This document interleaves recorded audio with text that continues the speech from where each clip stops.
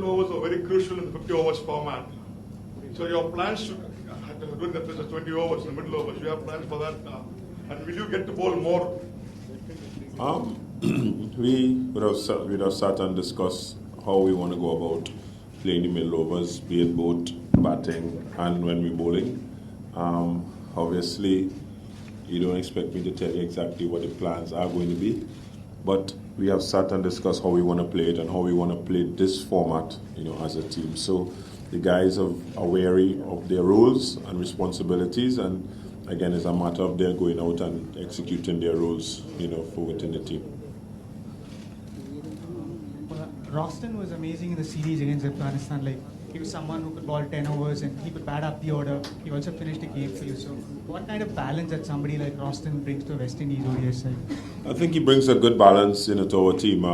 He's first of all, he's a test batsman. He has test 100, so that in itself, I think, is a great asset, for us, having a guy who bats in the middle order in test cricket, coming in one-day cricket and can play any role. And given that he can bowl as well, I think it gives her that opportunity to play either an extra bowler, extra rounder, or an extra batter as well. So he has been very valuable for us. We saw his talents, and we're trying to exploit, what he can, give for himself. As he previously stated, he'd like to be, up there in terms of being number one all rounder in the world. And no better place than getting that opportunity, to do it. So he has come in. It's all of a left field selection, but it's something that has worked for us, and he's going to be an integral part, for us going forward. Hi, Kyle. Yesterday, assistant coach Roddy Eswicks told that the likes of Hetmeyer, Puran, all these youngsters should look at Kohli and how hard work is boring, but it brings about success. What is your assessment of these guys over the last 1 year or so in ODI cricket? How do you think they can be consistent run machines?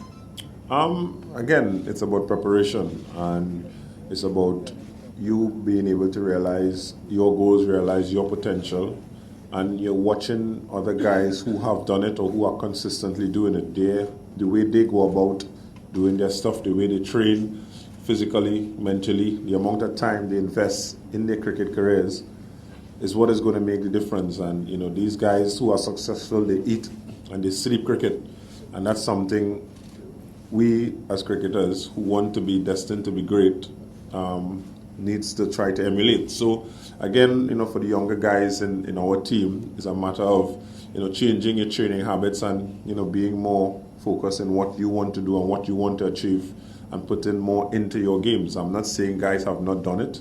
Guys have done it. We as individuals see how guys work hard. Sometimes the results doesn't reflect, but sometimes you need to do the extra. And I think it's something that we have spoken about, and I said I'm really, really excited with this bunch of guys that we have, because these guys are really, really putting in the hard work, behind the scenes. At the end of the day, let's wait and see. The results will show, but have patience, and they're actually doing what is required to try to succeed, at the international level. Hi, Gail. How crucial was the last series win against Afghanistan, because it came after a very long time in one-day format? And what has been holding back West Indies, especially in this format? Considering you guys are very good hitters, you have good batsmen after 2 T20 World Cup wins as well in the intervening period. So what has held back the team, and going forward, where do you think you need to improve, and what are your plans to go about that? In terms of what has held that back, I won't get into that. That is not necessary. That's in the past. What is important for us, as you said, is that we came with a clear mission and a clear plan of how we want to approach 50 over cricket, how we want to approach playing the game, and getting guys in certain situations to be responsible and accountable for those things. So there's a process, there's something that we're actually going through, and as I said, the results mightn't show straight away. Yes, we won 3-0 against Afghanistan. We're coming up against a better, opponents. Not saying that Afghanistan is a bad opponent or anything like that. Not taking any away from them. They have world-class cricketers in their bowling lineup and their batting lineup as well. But it's a matter of us focusing on what we need to do going forward. Again, there are things internally that we are working on, and hopefully the runs and the results will take effect in time to come. Obviously, it's not going to happen overnight, and we are willing to work, and at the end of the day, where it takes us if it's the right thing or the wrong thing. Winning is always good. You know, you want to create that sort of winning culture. You want to create that environment where you know how to win cricket games. You want to, you know, put yourself in positions to win. But sometimes you can play well and you still don't win. So the result sometimes, you know, it dictates what is being said about you as a team. But sometimes the process that you're doing is the right one. It's just not happening at that point in time. So again, for us, it was good. And, you know, we want to continue on that track. We're going to continue every time we come out to try and win cricket games. That's the ultimate goal. But there are some things you need to do and processes you need to follow before that happens. Hi, Karan. Karan, there are about 7 or 8 West Indian players whose names are there in the IPL auctions. Going into the for preparation for the World T20 next year, do you think it's important that as many players as possible get picked, and does it like benefit the team in preparation for the World T20? Getting selected in the IPL, yes, you know, no. It doesn't, for me, it's a matter of every time you get an opportunity to play cricket in whichever format or whatever it is, whichever franchise, you do your best and you perform, you prepare to do what is important at that point in time. Getting selected in the IPL, these things is out of your control. What is in your control is being able to prepare as an individual and go out and perform. Everything else takes care of itself. So, yes, getting picked in the IPL will be augurs well for guys, you know, financially, you know, experience-wise, you know, as well. But it's not something that should be in the forefront, you know, of your minds, you know, in order to succeed. You just need to have that willpower to want to do well every single time you get opportunity to step onto the cricket field.